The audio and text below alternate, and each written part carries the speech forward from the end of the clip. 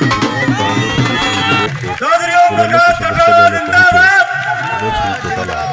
आपके बीच में प्रार्थना करूंगा गांव भूरावास में फूल मालाओं एक बार जोरदार तालियों से स्वागत करें। ताऊ देवीलाल अमर रहे, अमर रहे, अमर रहे। दोनों हाथ ऊपर उठा के ताऊ देवीलाल अमर। बुक के भेंट जो सम्मानित किया बड़ा होनहार इंजीनियर है और आपकी पार्टी में आज निजी रूप से शामिल होगा। पूर्व विधायक से जानता हूँ, टिकट ये गरीब ब्राह्मण का बेटा लेकर आया था और वोट किसी निर्दलीय की मांगने का काम कर रहा था। साथियों, जब राहुल गांधी की खाट यात्रा समापन हुई तो एक दलित का बेटा अशोक तंवर के रूप में भी वहां स्वागत करने के लिए पहुंचा था। लाल किले के चौराहे के ऊपर लट्ठों से पीटने का काम किया।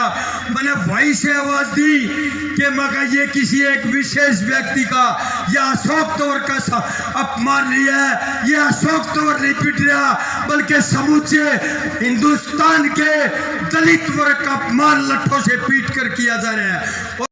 इस मौके पर रमेश सिंह चौटाला ने सभी लोगों को नए साल की बधाई दी। माताओं, बहनों, पत्रकार छायाकार दोस्तों, सबसे पहले आपको नए साल की हार्दिक शुभकामनाएं देता हूं। परमपिता के दाम इस दोगुना मौके पर लोगों को संबोधित करते हुए रमेश सिंह चौटाला बीजेपी सरकार के खिलाफ जमकर बरसे। कर्जा बढ़ा दिया, खर्चा बढ़ा दिया और 3 काले कानून बढ़ा दिए थे।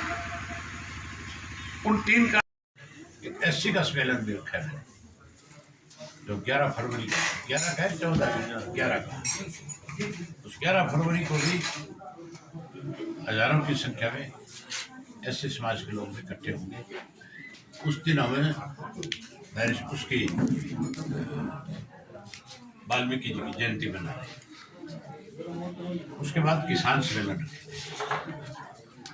इस तरह से हर वर्ग के हम अलग अलग सम्मेलन करेंगे।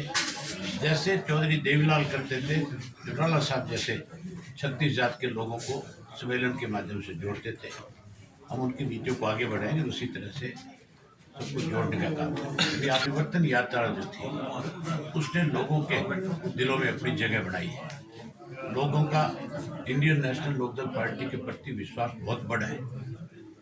लोकसभा के चुनाव में बहुत चौंकाने वाले नतीजे आएंगे। तो 10 की 10 सीटें जीतने की बात करते हैं, वो हासिल कर जाएंगे।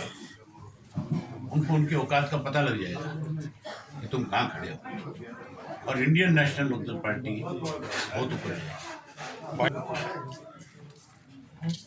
कोई मेरे पास चल करके जब आएगा तब मैं इस विषय पे बात करूँगा। ना तो मैंने कभी ये बात चल करके कही कि मुझे इंडिया गठबंधन की जरूरत है।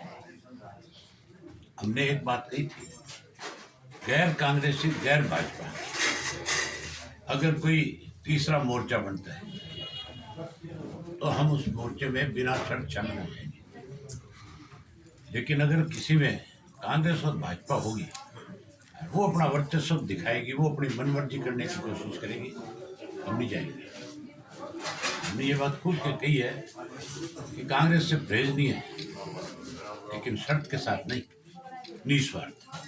कोई प्रदेश हित की बात करे, निस्वार्थ हमारे पास चल करके आए तो हम इस बात को आगे बढ़ाएंगे। भूपेंद्र सिंह हुड्डा से ईडी पूछताछ जो कर रही है, मुझे लगता नहीं कि ईडी उसको जैसे और लोगों को, ये तो एक्चुअल मुजरिम है। ये भाजपा तो उन लोगों को तंग करती है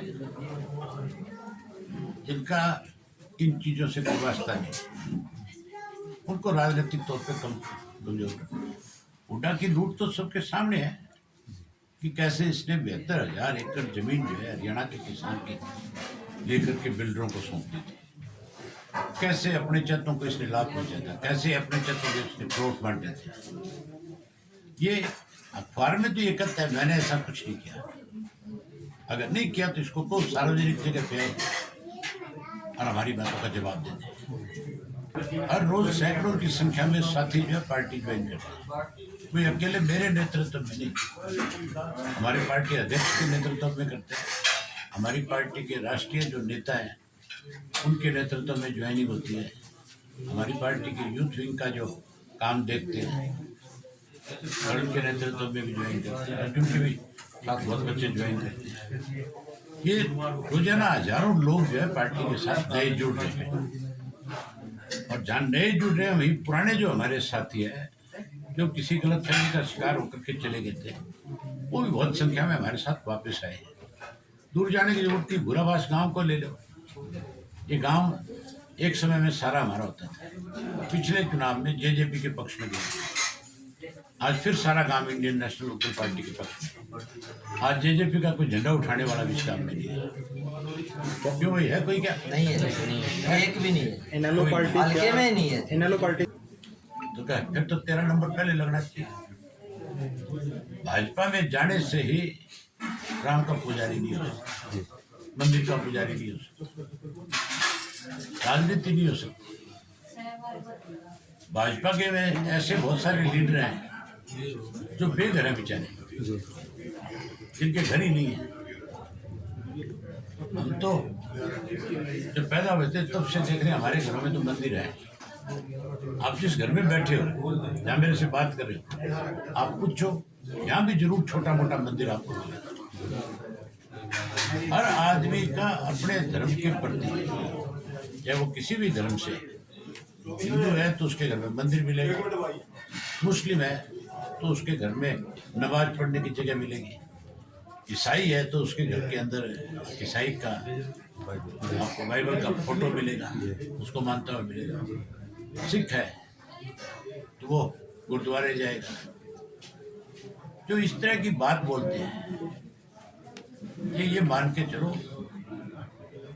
ये समाज के साथ धोखा कर रहे हैं, नहीं देगा, ये सब फजूल की बातें हैं। दीपेंद्र सिंह हुड्डा भी सरयू नदी में स्नान करते मिले, मैं क्या गोता लगा रहे, उसको क्या एक बार हो जाए? मजबूरी है उनकी, उनके साथ जो वायदा किया सरकार ने पूरा नहीं किया। अब किसान पार्लियामेंट का चुनाव आ गया, अब है ना ऐसा गेटवे में अंगूठा लगाएगी कि सारी बात मान लेगी सरकार।